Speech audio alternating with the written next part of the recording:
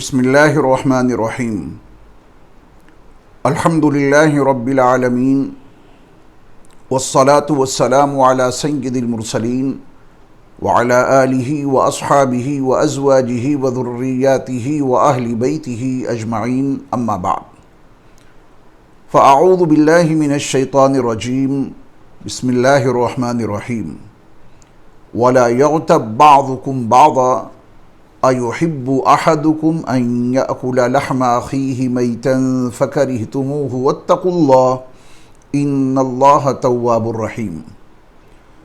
حضرات ناظرین کرام، سامعین اعظام، السلام علیکم ورحمۃ اللہ وبرکاتہ۔ آج ہماری گفتگو کا عنوان ہے آدم خور انسان۔ آپ اس حقیقت سے بخوبی واقف ہیں کہ اگر کسی بستی میں کوئی شیر، چیتا یا بھیڑیا آ جائے تو اس پوری بستی میں خوف و دہشت کا ماحول برپا ہو جاتا ہے۔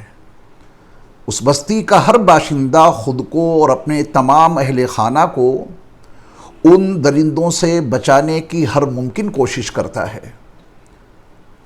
آدم خور درندوں سے خود کو بچانا ایک فطری تقاضا ہے اور خود کو ان سے بچانا چاہیے، ضرور بچانا چاہیے، لیکن کیا کبھی آدم خور انسانوں سے بھی آپ کو ڈر لگا ہے؟ وہ آدم خور انسان جو آپ کی مجلس کی زینت بنتے ہیں، وہ آدم خور انسان جو آپ کے ہم پیالہ اور ہم نوالا رہتے ہیں، وہ آدم خور انسان جو آپ کے ساتھ اٹھتے بیٹھتے ہیں، وہ آدم خور انسان جو تفریحی مقامات پر ماحولیات سے آپ کے ساتھ لطف اندوز ہوتے ہیں، کیا ان آدم خور انسانوں سے بھی کبھی آپ نے اپنے اندر ڈر محسوس کیا؟ یہ آدم خور انسان اتنے وحشی ہوتے ہیں کہ آپ کے سامنے اپنے مردار بھائی کے جسم سے بوٹیاں نوچ نوچ کر کھاتے ہیں، اور آپ ہیں کہ اف تک نہیں کرتے۔ آپ کو کبھی ان آدم خور انسانوں سے ڈر نہیں لگا جو آپ کی مجلس میں آپ ہی کے سامنے اپنے مردار بھائی کا گوشت خوب مزے لے لے کر کھاتے ہیں؟ ان سے ڈر لگنا تو بہت دور کی بات، بعض مرتبہ تو خود آپ ان کے ساتھ اپنے مردار بھائی کا گوشت نوچ نوچ کر کھانے لگتے ہیں، اور اس کی قباحت کا اور اس کی شناعت کا کبھی آپ کو احساس تک نہیں ہوتا۔ کیا آپ نے کبھی اس آدم خوری پر توجہ دی، یا کبھی آپ نے اپنے آدم خور دوست کی درندگی کو محسوس کیا؟ آپ کے سامنے آدم خوری ہو رہی ہے، وہ درندہ صفت انسان آپ کے ساتھ اٹھتے بیٹھتے ہیں، کیا آپ کو ان سے کبھی ڈر لگا کہ یہ آدم خور انسان ہر وقت ہمارے ساتھ رہتے ہیں، ان سے بچنے کی ضرورت ہے؟ شاید آپ ان سے واقف نہیں، شاید آپ کو ان کی شناخت نہیں۔ کون ہیں یہ آدم خور انسان؟ کسی سے نہ پوچھئے، قرآن سے معلوم کیجئے، اپنے اللہ سے پوچھئے، احادیث سے معلوم کیجئے۔ اللہ کے رسول صلی اللہ علیہ وسلم ہمیں اور آپ کو بتائیں گے کہ وہ کون ہیں آدم خور انسان جو ہمارے اور آپ کے درمیان رہتے ہوئے اپنے مردار بھائی کے جسم کی بوٹیاں نوچ نوچ کر کھاتے ہیں۔ اللہ ہماری اور آپ کی حفاظت فرمائے۔ قرآن نے ان آدم خور انسانوں کا تعارف ان الفاظ میں کرایا ہے، وَلَا يَغْتَبْ بَعْضُكُمْ بَعْضًا أَيُحِبُّ أَحَدُكُمْ أَن يَأْكُلَ لَحْمَ أَخِيهِ مَيْتًا۔ تم میں سے کوئی کسی کی غیبت نہ کرے۔ یہ غیبت کرنے کا عمل ایسا ہے گویا کہ وہ انسان اپنے مردار بھائی کا گوشت کھا رہا ہے۔ کیا تم میں سے کوئی پسند کرے گا کہ وہ اپنے مرے ہوئے بھائی کا گوشت کھائے؟ فَكَرِهْتُمُوهُ، اسے تو تم ناپسند کرتے ہو، لیکن غیبت سے پرہیز نہیں کرتے۔ یہ غیبت اپنے مردار بھائی کے گوشت کے کھانے کے مترادف ہے۔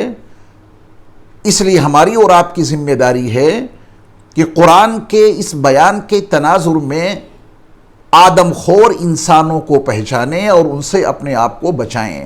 غیبت کی حقیقت اس کے سوا کچھ نہیں کہ کسی کی پیٹھ پیچھے برائی کے طور پر کسی کا وہ عیب بیان کیا جائے جو اس میں موجود ہو۔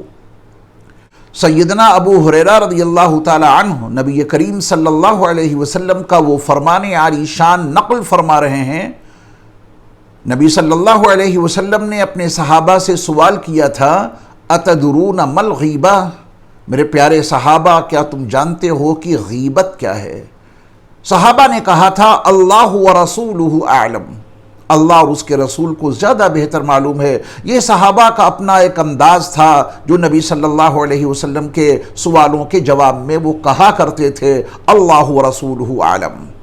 صحابہ کے اس جواب پر سرور کائنات صلی اللہ علیہ وسلم نے ارشاد فرمایا تھا کہ غیبت یہ ہے کہ تم اپنے بھائی کی کوئی ایسی بات اس کی پیٹھ پیچھے بیان کرو جو اسے ناپسند ہو۔ تو صحابہ نے عرض کیا کہ یا رسول اللہ صلی اللہ علیہ وسلم، وہ بات جو ہم بیان کر رہے ہیں اگر وہ ہمارے بھائی کے اندر موجود ہو تب؟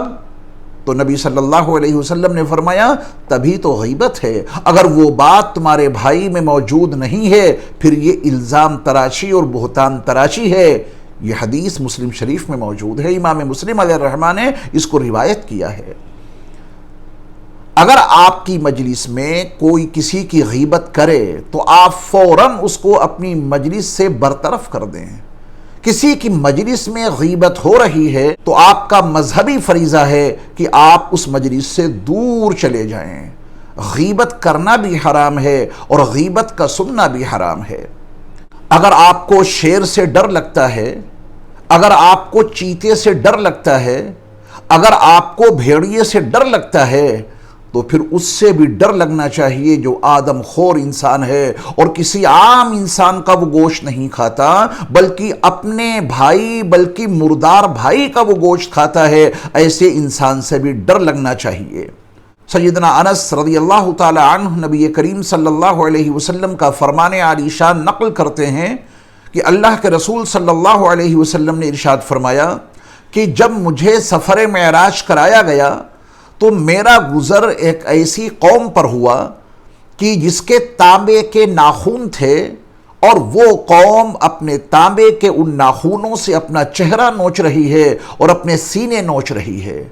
اللہ کے رسول صلی اللہ علیہ وسلم نے یہ منظرنامہ دیکھ کر جبریل امین سے پوچھا تھا کہ جبریل یہ کون لوگ ہیں؟ تو جبریل امین نے اس موقع پر اللہ کے رسول صلی اللہ علیہ وسلم کو بتایا تھا کہ یہ وہ لوگ ہیں جو انسانوں کا گوشت کھاتے تھے، لوگوں کی عزتوں کو پامال کرتے تھے، یعنی غیبت کرتے تھے۔ نبی صلی اللہ علیہ وسلم نے اپنے سفر معراج میں غیبت کرنے والوں کا یہ حشر دیکھا کہ ان کے ناخن تانبے کے ہیں اور تانبے کے ان ناخنوں سے وہ اپنے چہروں کو اپنے سینوں کو نوچ رہے ہیں۔ اور نبی صلی اللہ علیہ وسلم نے جب جبریل امین سے پوچھا کہ یہ کون لوگ ہیں، جبریل امین نے بتایا کہ یہ آدم خور انسان تھے، یہ انسانوں کا گوشت کھاتے تھے۔ یہ حدیث ابو داؤد میں موجود ہے۔ آئیے ہم اور آپ ایک اچھے اور صالح معاشرے کی تشکیل کے لیے غیبت جیسے قبیح عمل سے اپنے آپ کو مکمل طور پر بچا کر رکھیں۔ کسی بھی شخص کے بارے میں لب گشائی کرنے میں بے پناہ احتیاط رکھیں۔ الفاظ کا انتخاب آپ کی ذہنیت کی عکاسی کرتا ہے۔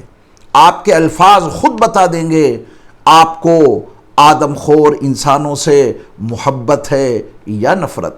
آپ کا کردار اور آپ کی گفتار ہی آپ کی پہچان ہے۔ محض اچھا نام اچھے کردار کا ترجمان نہیں بن سکتا۔ اللہ ہم سب کی غیبت سے مکمل حفاظت فرمائے۔